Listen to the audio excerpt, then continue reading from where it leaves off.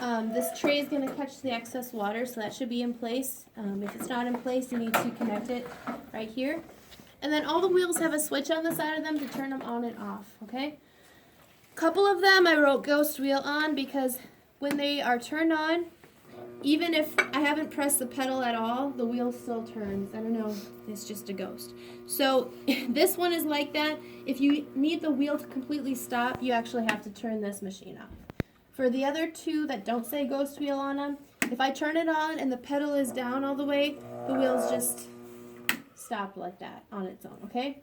For this one though, it just goes a little bit, and that's not a big deal. The pedal looks like this, and it works this way. If you press it down, it speeds it up, and then as you push it back to the off position, it slows it down and turns it off, okay? Theoretically, it should turn it off. It will hold its position, so it's not like a car. In a car, if you press the accelerator pedal, you have to keep your foot on it to keep it going fast. But with this pedal, it holds its speed. I wish you told us that when we first started. Because I was like holding it down, like I thought it was a gas pedal. Yeah, it's not a gas pedal. It's a little different. So your trick is going to be to find the different speeds that work well for each stage of the process. When you start out, you generally have the wheel going a little bit faster. As the pot gets taller, you slow the wheel speed down a little bit so that it doesn't flop or spread over, okay? Or flop over the edge of it. All right, so your goal to start out is to start with the wheel off. I wiped off my plastic bat with a sponge. And you're going to kind of find the center of the clay. Now, some people do this trick. They get their finger wet. They start the wheel up a little bit, just going slowly. And then they take and draw a circle with their finger on here to see where the center of their clay, or the center of their wheel is at. Then you'll know where to smack your ball of clay. So if that helps you to see it, you can do that. After I get my ball on there, I'm going to kind of pat it. And I like to wiggle it back and forth just a couple of times to make sure it's really stuck and suctioned onto the bat. If it's not suctioned onto the bat, what's going to happen is when I start pushing on it and putting pressure on it, it'll fly off or it'll come off the bat. So I guess the first step you could write down would be to put clay on bat and then make sure it's stuck. Pat the clay around, wiggle it just a little bit and make sure it's stuck on there. Okay?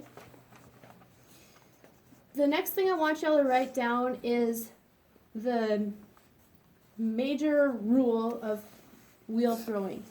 You never touch the clay while the wheel, you never change the speed of the wheel, I should say, while your hands are on the clay. So here's what I mean by that. Before I touch the clay, when I start to try to center it, I'm not going to have my foot changing the speed while my hands are touching it. That will throw the balance of the clay off. And so I'm going to pick a speed to start. And if my wheel was on, that would help. I'm going to pick a speed to start for this first step. You want it going a little bit faster. And then I'm going to approach the clay. So I didn't turn the wheel on while my hands were on the clay. I got it to a consistent speed first. And now I'm going to come at the clay, all right?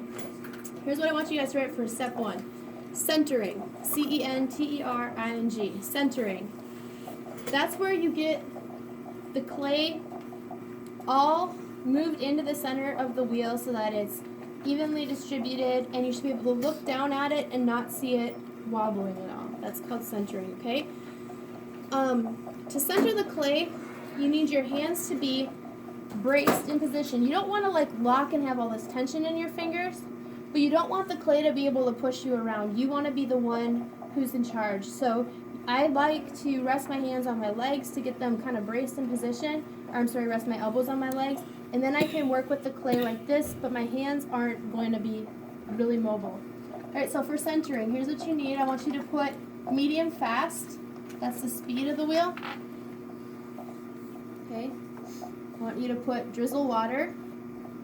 You don't need to soak it, but you just need to drizzle the water on there, okay? And then you want your hands to also be wet. Now there's about 10 to 15 different ways that people center clay that are pretty popular. There's probably hundreds of them because everyone does it a little bit differently. So I'm going to show you how I center it, And then I'm going to show you some resources online for different ways of centering it so that if this doesn't work for you, you can try something else, okay? What I like to do is I put my hands at what would be 9 o'clock and 6 o'clock, okay? So I use this hand to push, and see what I mean? How it didn't stick onto there? Stop.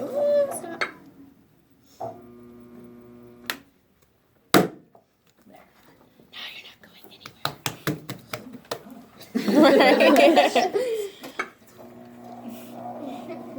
Can you get it going fast? A little more water. I use this hand to brace it and this hand to push. Both of my hands are braced on my legs, okay? And I'm slowly pushing the clay into what I would see as the center of my wheel here, okay? As I pull it up, it starts to automatically, do you see how it's wobbling less than when I first started? It's still not completely centered, but it's getting there, okay? So again, I'm pushing through with my right hand, pushing toward Ashiana, toward Alana, and then my left hand is pulling in. So it's creating nowhere else for the clay to go but up. All right? So the motion again is this. This one braces and pulls toward me. This one pushes toward Ashiana. So I'm doing that basically. I'm like trapping it between my hands. Don't think of it so much as like you're trying to squeeze the clay, but just think about you're like trying to give it nowhere else to go but up and center, okay? So for centering, what I want y'all to write is counter pressure. Counter pressure. And you can put 6 o'clock, 9 o'clock. Okay? And I'm not like pushing really hard. Okay? After you write counter pressure, 6 o'clock and 9 o'clock, there's one more thing I want to show you about how to let go of the clay. You got to release it gently. Alright. So I'm going to show you the wrong way to do it first, and I'll probably screw up my centering. But if I'm centering it, I've got my arms braced.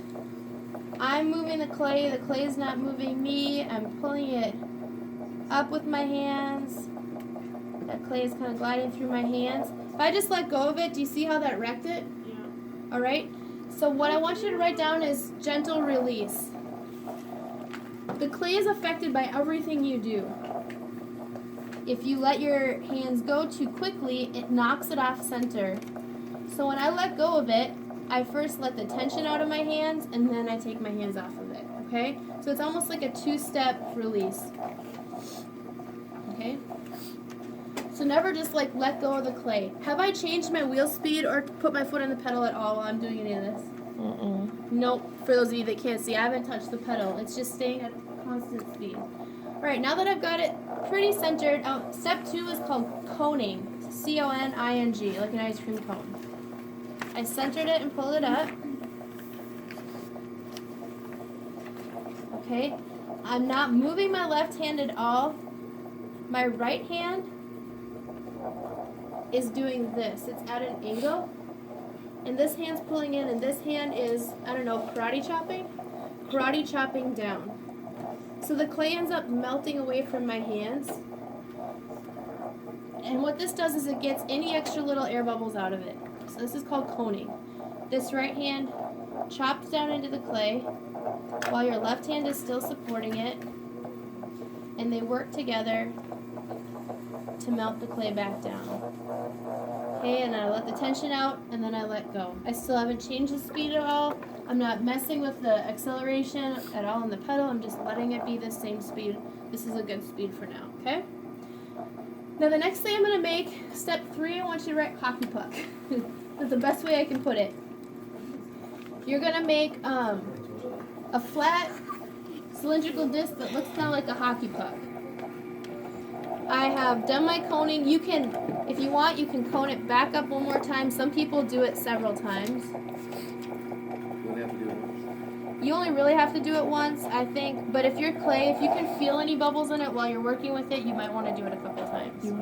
This clay was pretty good. Okay, I'm going to cone it back down. make my hockey puck, okay? Now your hockey puck is like a flat disc of clay.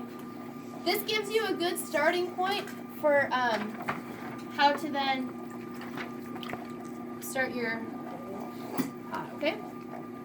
Each time I come at this, I'm going to reposition myself, brace my hands, add a little water. If the clay ever feels like it's rubbing too much, then you just add a little more water to it, okay?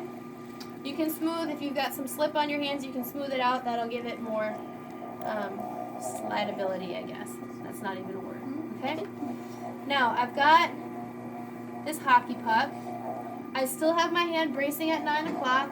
I still have this hand kind of doing the work of moving it around, right? When y'all start on this, I'm actually going to like hold your hands until you feel what it feels like to center it, okay? We'll have our little ghost moment and then you can move on, all right? The next thing you're going to do is create the hole in the middle. Now, again, several different ways to do this. Different people do it different ways, okay? Sometimes I've seen people take their middle finger and press down with that to create the bottom. For other people, it works better to brace their hands on the side and use their thumb to drill down into the bottom. I've done it both ways. You can choose what works better for you, okay? If you use your thumbs, you're going to lock your hands in place on your legs again. Put a little pressure on the clay.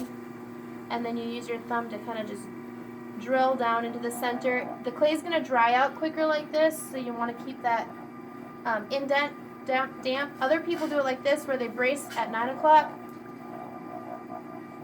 And then use this finger to drill down into the center and create the bottom. Okay? Now, one of the mistakes, I guess you could say, that people make is that they don't go down far enough. So you end up with this big, thick bottom that's likely to crack on you. Okay, so another thing that people do is drill down too far, and then your bottom's too thin. When you cut it off the wheel, it cuts the whole bottom away. What you're going for is a bottom that's about a half or a quarter inch thick. But as you guys are just starting right now, I would say err on the side of keeping your bottom a little bit thick. Debbie, you can actually pause the video.